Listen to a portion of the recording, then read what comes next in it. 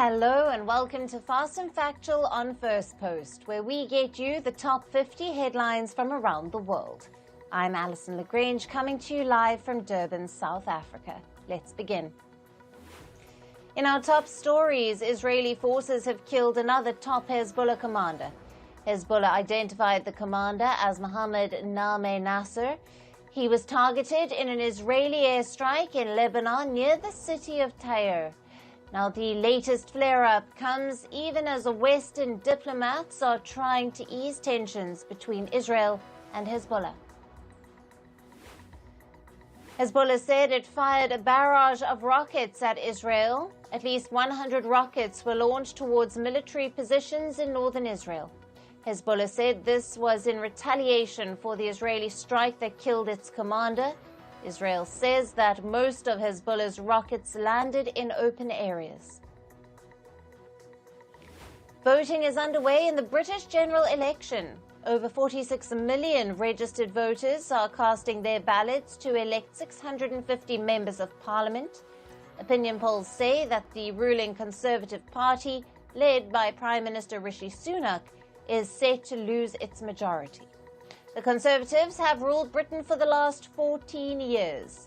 The opposition Labour Party is expected to get a majority this time around.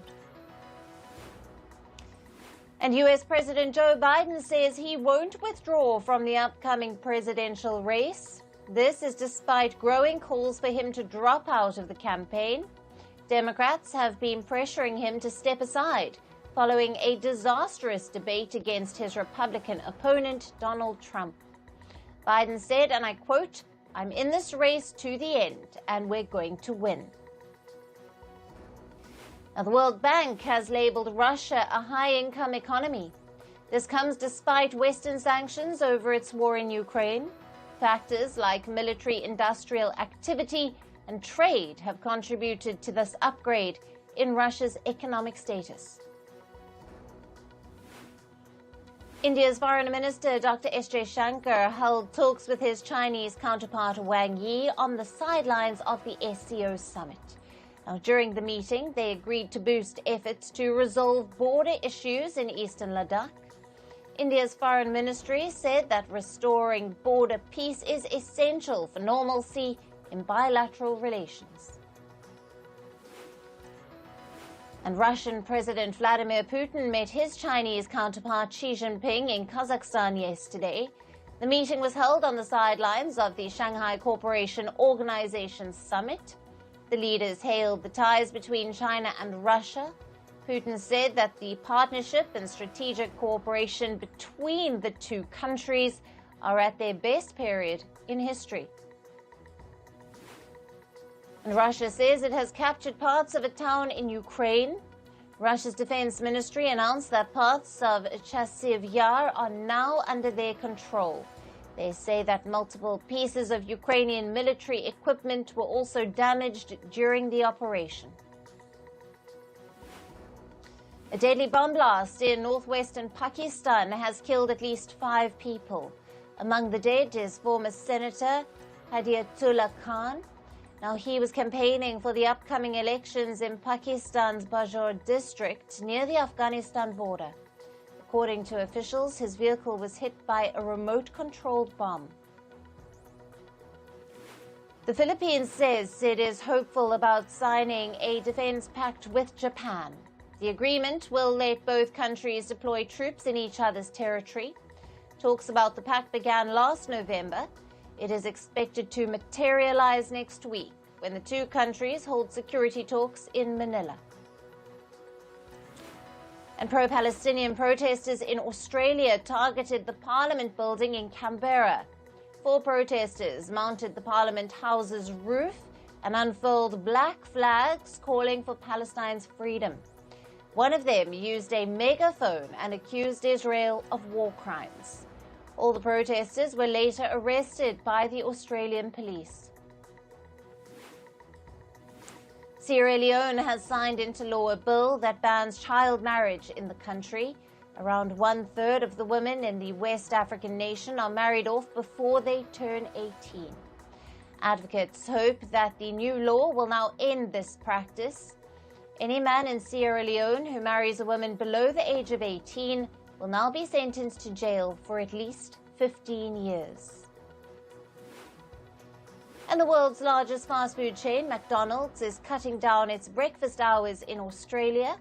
The firm is ending its breakfast service at 10:30 a.m., which is an hour and a half earlier than usual. This comes as McDonald's is facing an egg shortage due to bird flu. Bird flu has affected at least 11 poultry facilities in Australia. And in climate news now, Hurricane Beryl has battered Jamaica with strong winds and heavy rains. The Category 4 storm is now expected to make landfall in the Cayman Islands. At least 9 fatalities have been confirmed in the Caribbean due to the severe weather conditions. The death toll from the devastating floods in India's Assam state has risen to 46. Nearly 1.6 million people across 29 districts have been affected by the floods. The Chief Minister of Assam, Himanta Biswa Sharma, has warned of a potential third wave of floods in July. And heavy rainfall is predicted across most districts of Pakistan's Sindh province until the 7th of July. The weather forecast comes against the backdrop of a recent heat spell. Humidity is likely to persist in Karachi for the next 3 days. And rising water levels in the Yangtze River have prompted China's eastern regions to prepare for possible floods. The water levels in the Jiangsu section of China's longest river have continued to rise. Nanjing, the capital of Jiangsu province, has issued its second highest flood warning. And Russia's capital, Moscow, has been reeling under a sweltering heat wave. Temperatures in the region have reached 33 degrees Celsius. Meanwhile, Moscow residents are bracing for even higher temperatures in the coming days. And a scorching heat wave has gripped parts of North Africa as well.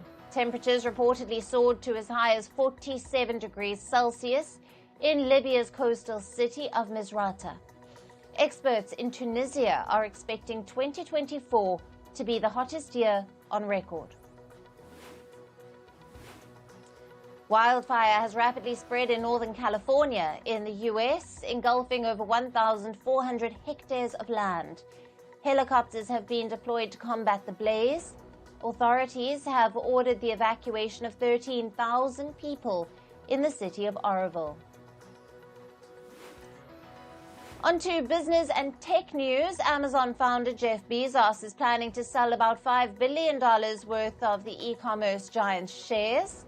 The decision was announced in a regulatory filing by Amazon. After the sale, Bezos would hold about a 9% stake in the e-commerce firm. The sale comes as Amazon shares have surged by over 30% so far this year. Yesterday, Amazon's share price touched a new record high of $200. Meanwhile, Amazon has decided to shut down its business security robot unit, Astro. The unit was launched last year. It offered a canine-like robot that could be used to monitor risks at small and mid-sized businesses. Amazon says it will now focus on building security robots for households. And Microsoft has agreed to settle a lawsuit brought by the U.S. state of California. The lawsuit accused the tech giant of illegally penalizing workers who took medical or paternity leave. The California state government alleged that Microsoft denied promotions and pay raises to employees who took leave for pregnancy or other family care. The tech giant has agreed to pay $14 million to settle the lawsuit without accepting any wrongdoing. And Meta CEO Mark Zuckerberg says that his microblogging site Threads has achieved over 175 million monthly active users. Zuckerberg's announcement came days before the platform's first anniversary. Threads was launched last year on the 5th of July. It was seen as a challenger to Elon Musk's X, formerly known as Twitter. The Indian Labour Department officials have visited the factory of Apple supplier Foxconn in the state of Tamil Nadu. The officials questioned Foxconn executives about their hiring practices, and this comes after reports that the Taiwanese firm systematically excluded married women from its workforce in India. Foxconn has been accused of not hiring married women at its plant.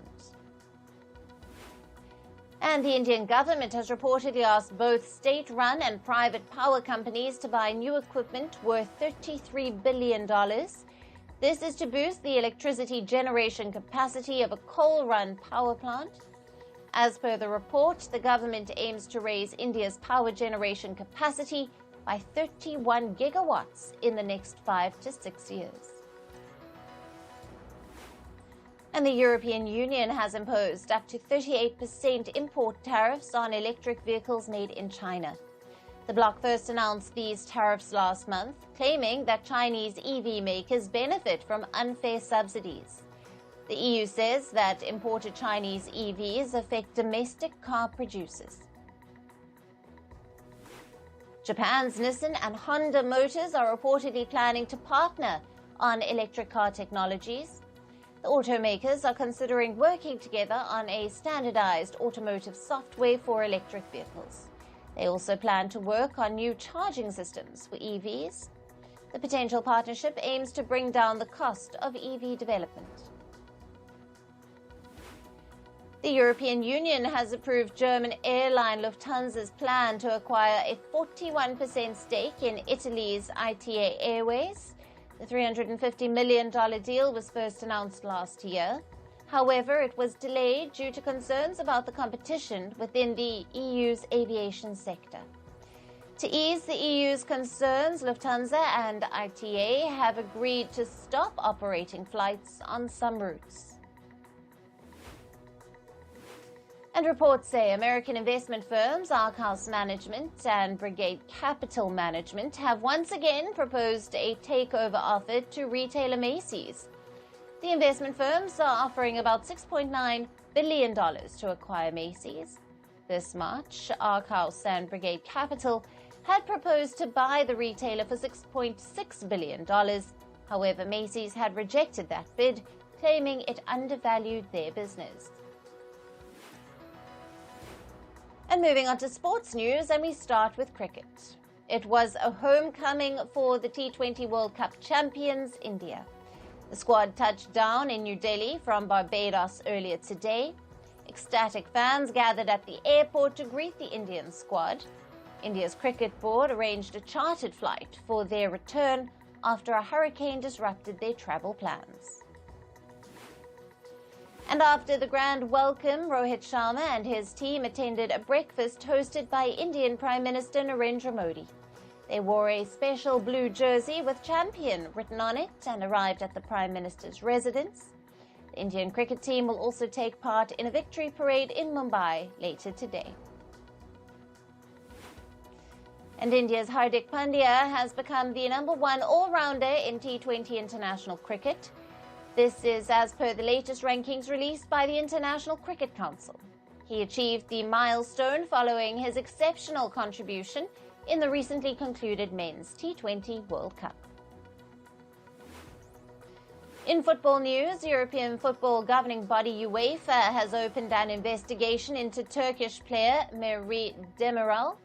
It is over his alleged inappropriate behavior during a Euro 2024 match. After scoring 2 goals, the Turkish player made a gesture which seemingly had nationalist connotations. If found guilty, he could be barred from playing in the Euro quarter-final, which is on Sunday. Star footballer Lionel Messi's participation for the Copa America quarter-final remains in doubt. Argentina's coach revealed that Messi may be unavailable for tomorrow's match against Ecuador. Messi had suffered a hamstring injury in the match against Chile on the 26th of June. Following that, he skipped Argentina's group match against Peru as well. And in tennis, men's world #1 Jannik Sinner has reached the 3rd round at Wimbledon. He held off stiff competition from compatriot Matteo Berrettini in a marathon battle. Sinner eventually prevailed 7-6, 7-6, 2-6, 7-6 against his opponent after 3 hours and 45 minutes. The Italian next faces Serbia's Miomir Cekmanovic in the third round. And in tennis, India's Rohan Bopanna and Australian partner Matthew Ebden progressed to the second round at Wimbledon.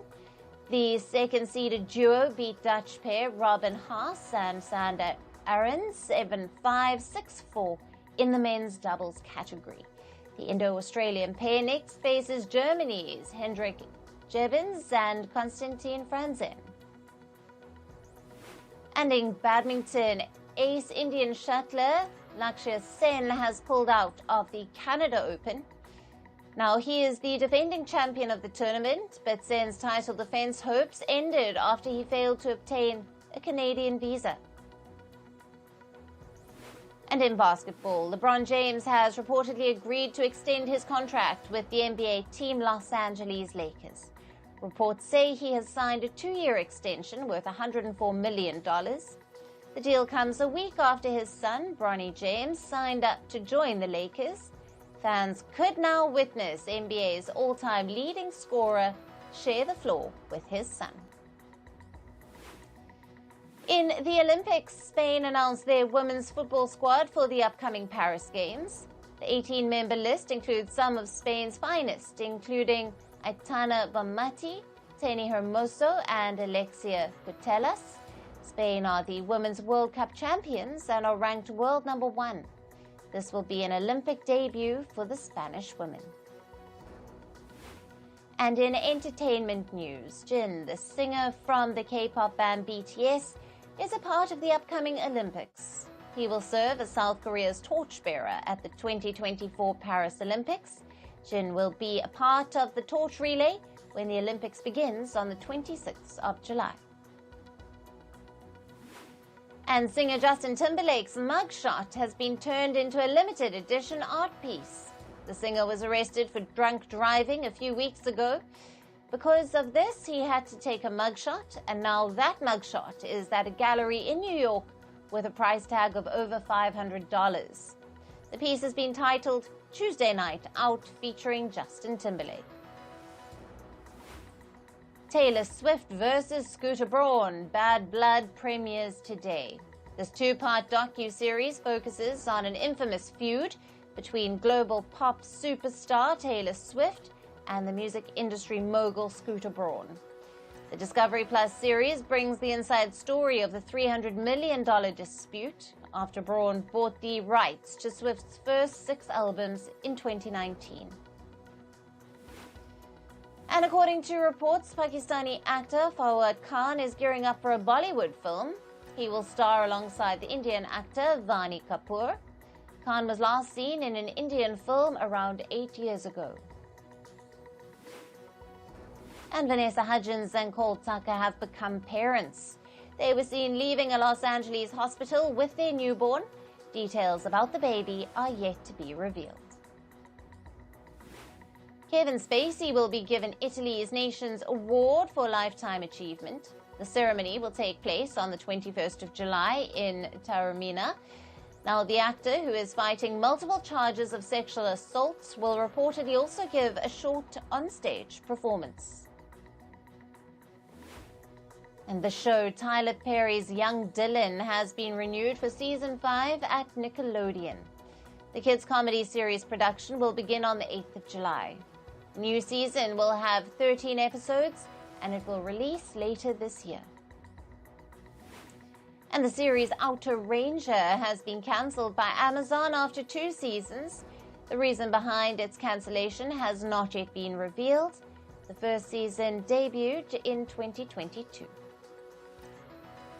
Bridgerton's casting director has revealed that she received unsolicited intimate recordings. The show has never been shy about intimacy. Some hopeful actors may have tried showing off their skills. The Bridgerton casting director said her mailbox capacity breached the 90% mark with content like this. And according to reports, artists like Adele, Justin Bieber, and Lana Del Rey are scheduled to perform at the Anantnad Ambani and Radhika Merchant's wedding. The couple will tie the knot on the 12th of July. Now, their pre-wedding festivities have already begun. And that's all on this episode of Fast and Factual. Thank you for watching. Stay tuned to First Post.